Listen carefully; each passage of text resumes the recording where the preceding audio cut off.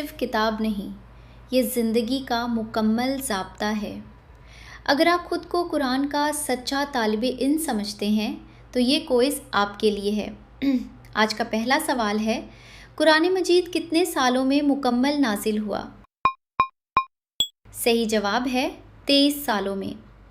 اگلا سوال ہے، قرآن مجید میں سب سے زیادہ ذکر کس نبی علیہ السلام کا آیا ہے؟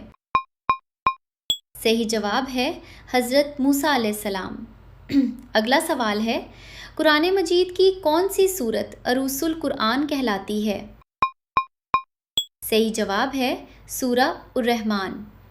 اگلا سوال ہے، قرآن مجید میں کس صحابی رضی اللہ عنہ کا نام واضح طور پر آیا ہے؟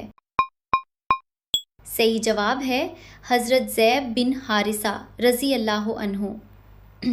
اگلا سوال ہے، قرآن مجید میں کل کتنے رکوع ہیں؟ صحیح جواب ہے 540۔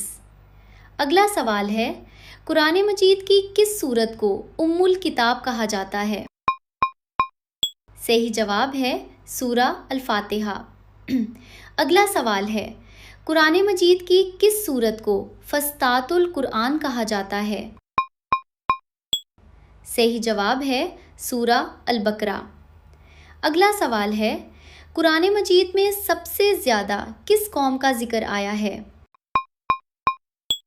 صحیح جواب ہے بنی اسرائیل۔ اگلا سوال ہے، قرآن مجید کی کس سورت کو المنجیہ کہا جاتا ہے؟